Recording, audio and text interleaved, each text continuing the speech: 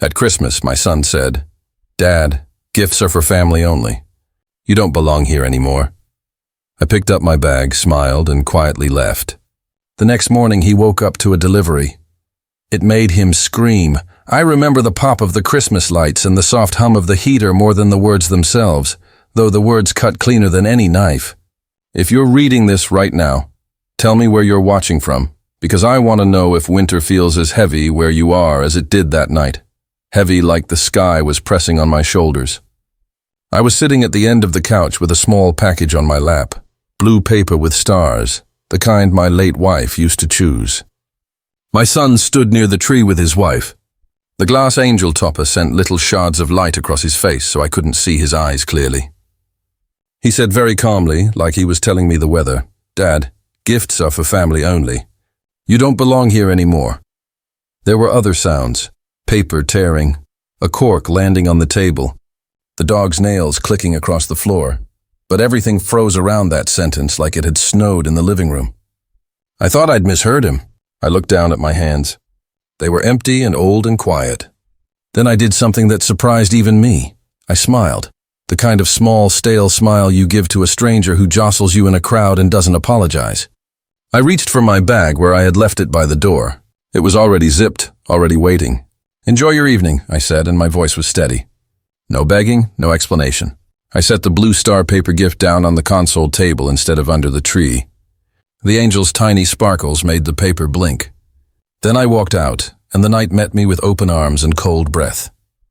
Outside, the street smelled of pine and chimney smoke. A neighbor across the way was trying to start an old car. The engine coughed and died, coughed and died. The snow wasn't falling, not yet, but the sidewalk held the day's dusting like a thin sheet. I stood there and listened to the distant music coming from a house where people still held hands at the table, where someone was laughing too hard at a bad joke. If you've ever stood somewhere that used to feel like home and realized it doesn't belong to you anymore, you know that strange, hollow sound your heart makes. Mine made it then. I tucked my chin into my scarf and started walking with my old bag bumping my hip. My wife's scarf. She had knit it during the winter our son lost his first tooth. She'd sat by this same heater, humming, saying, "Red looks good on you." Back then, our boy would race down the hall in socks and slide into the living room and crash into my legs. All elbows and praise, all smiles big enough to land a plane. I remember his small palm in my palm. I remember his head on my chest. I remember a time when the idea of saying what he said tonight would have made him burst into tears. Memory can be cruel and kind at the same time. It keeps you warm while it burns you. I walked slowly because there was no need to hurry, and because walking slow makes you feel like you're choosing something, even when you aren't. The wind pressed against my ears like hands. Every few houses I saw a family framed in a window, a grandmother wearing a silly Santa hat, a father carving a roast, a child shaking a present, small rituals that keep people soft and brave. We had those rituals too once. We had a small artificial tree the first year after we married. Cheap, too shiny, shedding little plastic needles that stuck to everything. She said, "One day we'll buy a real one that makes the whole house smell like the woods." And I told her, "We will." And we did.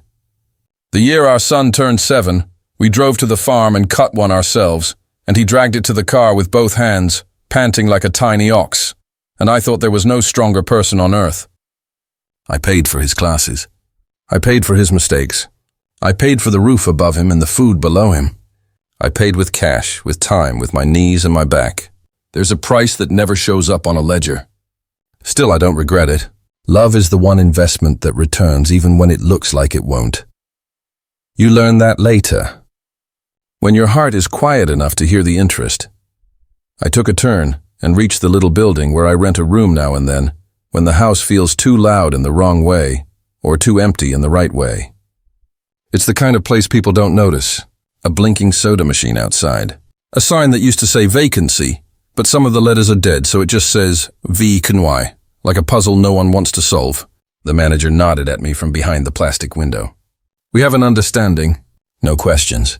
I climbed the stairs, key in my glove, the door swinging open on a room that smells like lemon cleaner and dust. One lamp, one chair with a wobble. One bed that sounds like an old man sighing when you sit. I set my bag on the table. My hands stopped pretending to be steady. I let them shake for a while. I looked at the little cheap clock and watched a minute pass.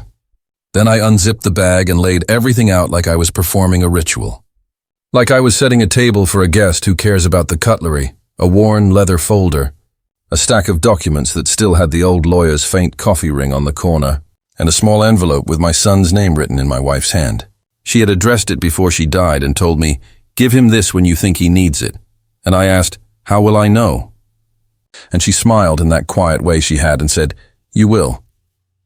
I sat a long time with that envelope. You'd think after the words my son said to me, I would tear into revenge like a man tearing into bread after a long fast. But I have learned that anger is a poor craftsman. It makes ugly things. I wanted something clean. So I put the envelope aside and opened the leather folder instead. There were the papers I had signed in a small office years ago when my wife and I made decisions people don't expect old, simple folks to make. I am not as simple as I look. It's a strange thing to be underestimated, to be seen as harmless and tired when you were something else entirely. Quiet steel, let's say. Our home, the land the home sat on, the lake cabin we saved for, the accounts that the world thinks are empty, these things don't live in the places my son thinks they live. By the time he was 23, we had watched him like a gardener watches a sapling that grows crooked. You tie a ribbon and hope the trunk remembers. Sometimes it doesn't. He began to love things that shine more than things that last. When his wife entered his life, I thought maybe the ribbon would help. Instead, the ribbon became a noose for something else. Respect, maybe, or patience. I didn't want him trapped by ownership, so I did what men in my position who come from nothing sometimes do. I moved the weight into quieter corners. The house documents didn't have his name in the place he thought they did. The accounts didn't link to his cards the way he bragged to his friends.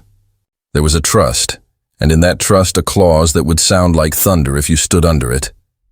I made tea on the little hot plate. I drank it too hot, the steam in my face.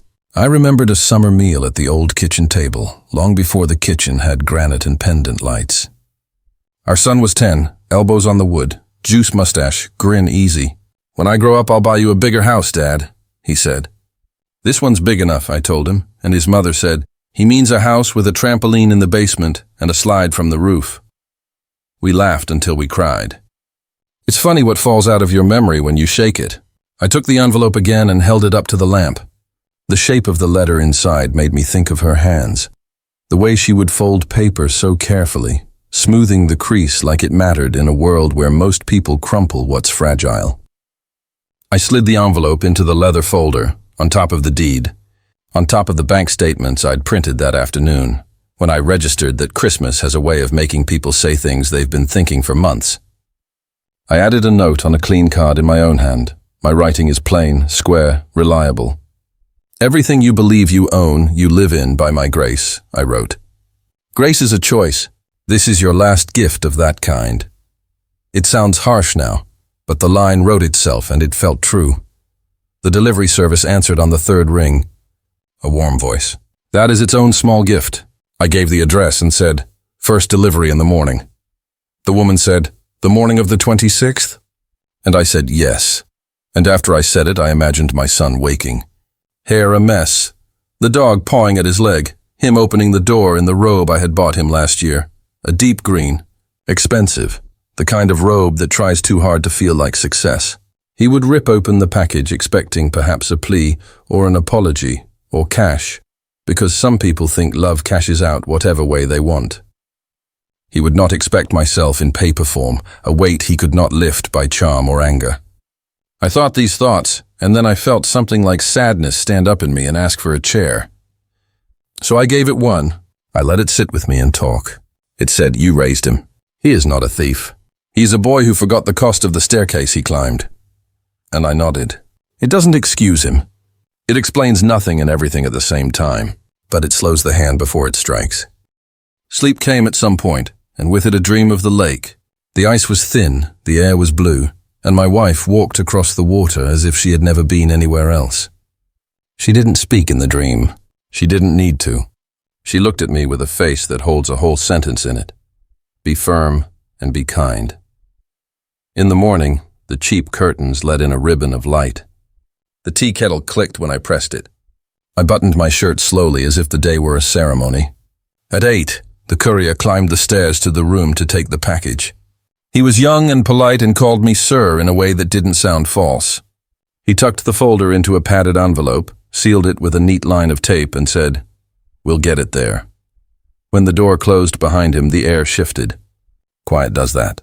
Across town, the house I had built was waking. I can say this because I know how mornings worked there. Coffee at 7. News channel mumbling in the background. Dog whining until someone poured kibble.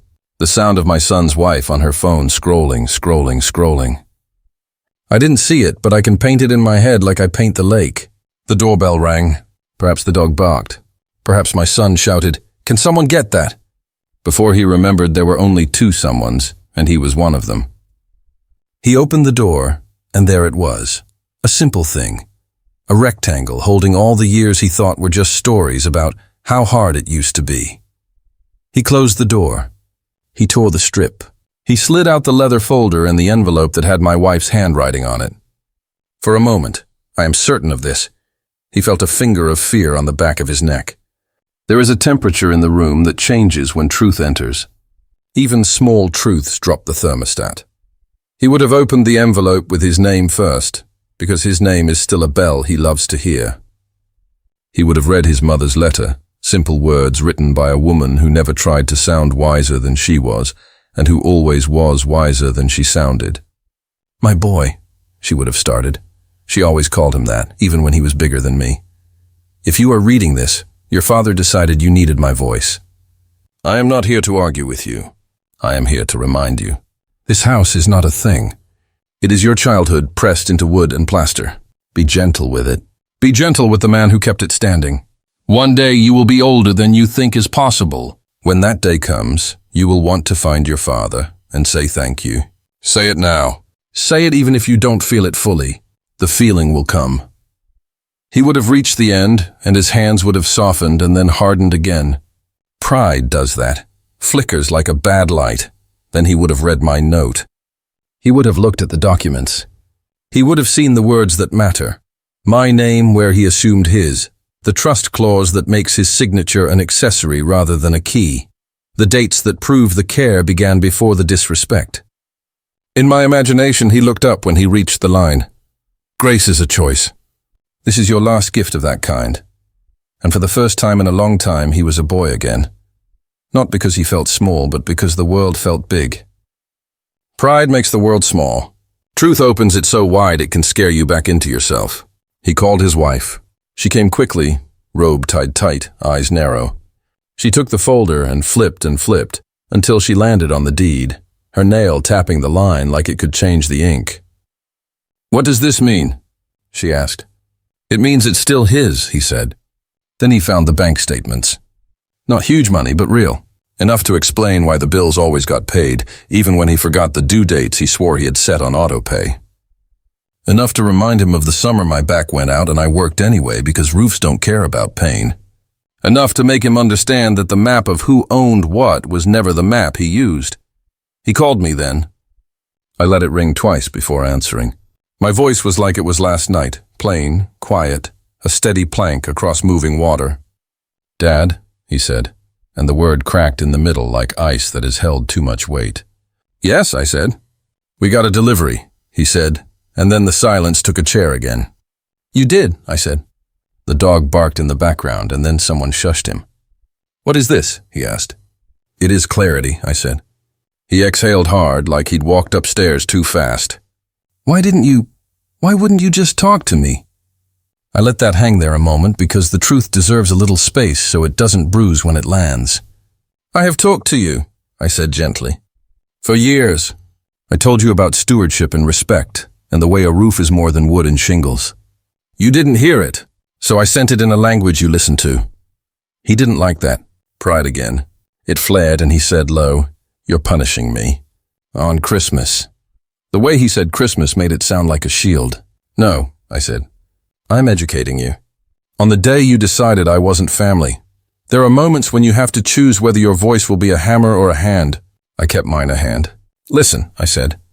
"You can live in that house if you remember what kind of house it is. Not a palace you earned. A shelter you were given so you could learn what to do with gifts. Last night you told me gifts are for family only. I went outside so you could hear the room echo after that sentence. Did you hear it?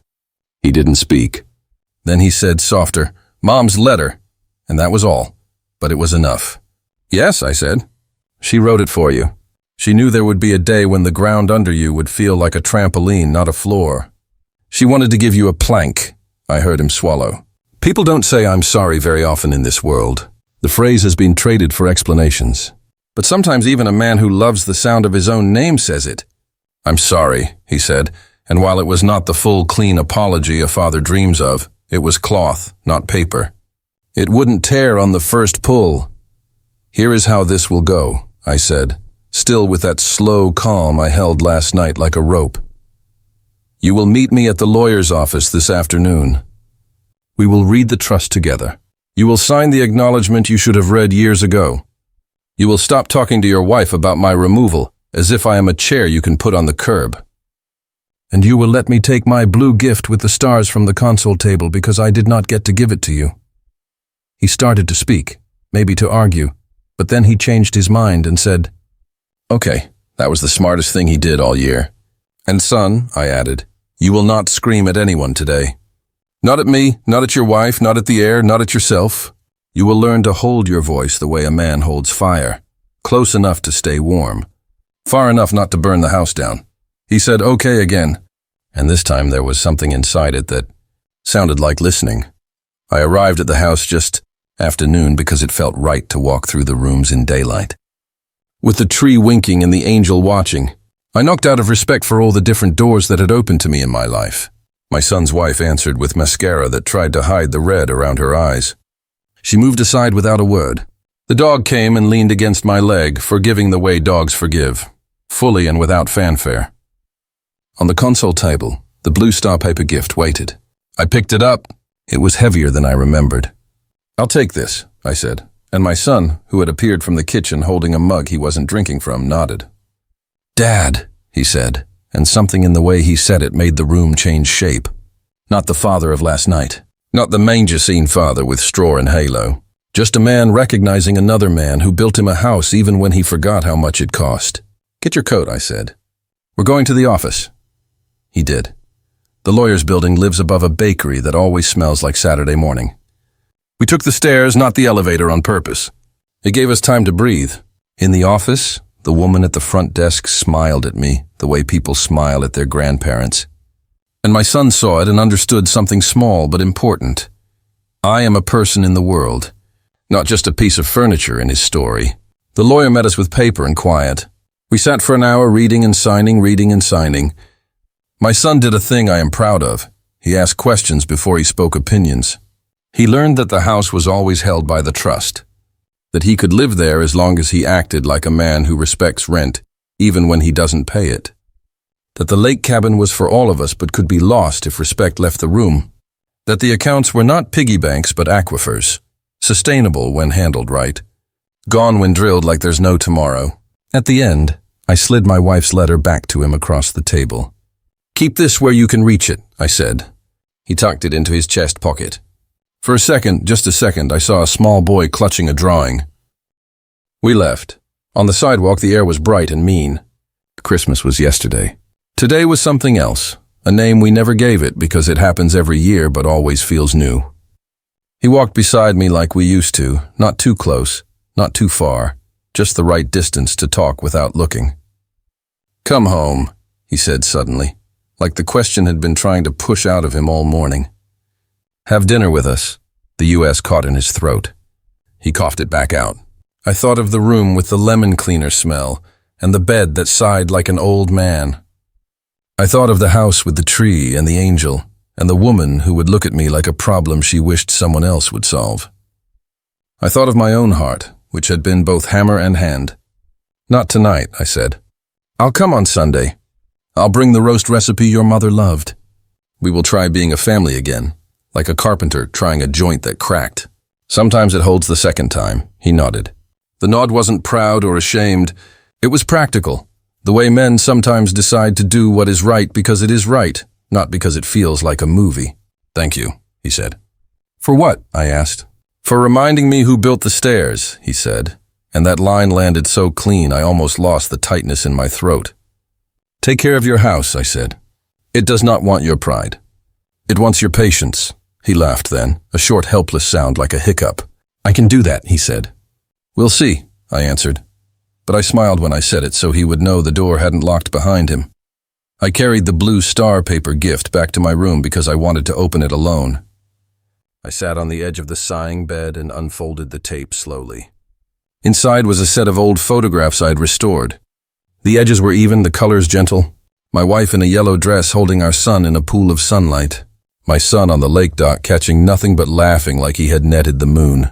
The three of us in a kitchen still wearing our coats, because the heat didn't work that winter, and we had eaten soup with our hats on, and no one had complained because the soup was hot and the company was warmer. On the back of the last photo I had written, "A home is not a place you own. It is a place you honor." I turned the photo over and the room tilted, just a little, like a boat that knows where the shore is, even when fog says otherwise. You might be wondering if the scream in the title happened. It did. It was not the kind of scream you hear in a horror film. It was the quieter, truer kind, the one that starts in a man's chest when he sees the life he has been pretending to live slide a few inches to the left and reveal the beam underneath. He didn't scream into the air. He screamed inside, and that echo is louder and longer. He screamed when he realized that the house had never been a crown. It had always been a shelter he was supposed to respect. He screamed when he felt his mother's handwriting tell him the plainest truth. That love is not a vending machine and fathers are not furniture you move to the curb when the room needs staging. He screamed when he understood that grace can be turned off like a light and then turned on again, but only if he learns where the switch is. On Sunday, I walked back up the old steps. I carried a roast and a small bag full of things that make a house smell alive. Garlic, rosemary, orange peel. My son opened the door before I knocked. The dog attacked my knees with love. The angel on the tree had lost a little of her angle and tilted like she had been drinking. I fixed her with 2 fingers. In the kitchen, my son's wife watched me like a person trying to decide whether the person in front of her is a threat or a teacher. I chose to be neither. I chose to be a father. "We stand in the kitchen when we cook," I said simply. "We argue across cutting boards, not across rooms. We say please and thank you to the salt." She blinked and then, to my surprise, smiled the smallest of smiles and handed me the roasting pan without a word. We moved through the space like people learning a dance from a book. Not graceful yet, not ugly either. The oven took the roast like it had been waiting. The smell did what smells do. It wrapped the edges of the room and told everyone to soften. We ate at the old table. It had new chairs now, but the legs still creaked in a familiar way. I carved slowly. My son poured water and then wine, and then stopped himself and put the bottle away because I do not drink on Sundays. He remembered. We passed plates and stories like we used to pass crayons. At one point, my son tried to make a joke about ownership, and I stopped him with a look that said, "Do not play with fire while we eat."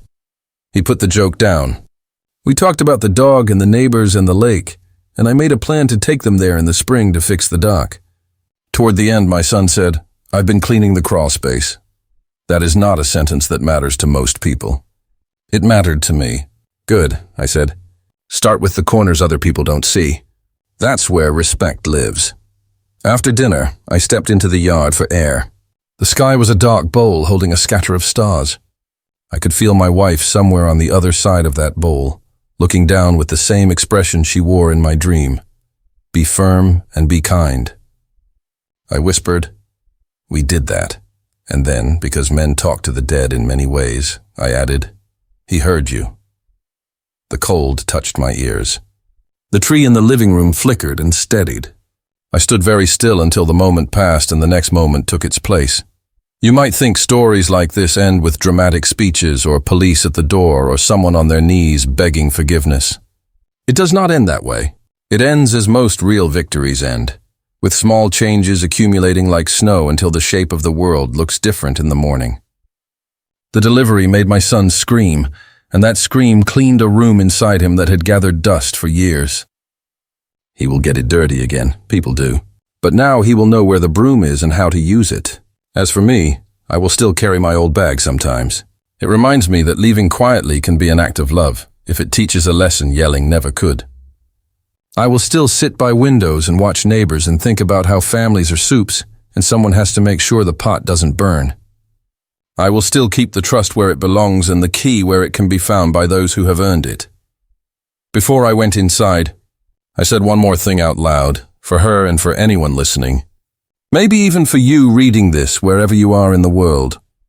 Families don't take what's yours and tell you you're not welcome. Families honor what built them and who. Then I went back to the table and asked for another slice of roast. And everyone laughed because I had already had two. If this story moved you even a little, if you felt the cold of that night or the warmth of that kitchen, do me a favor. Like this.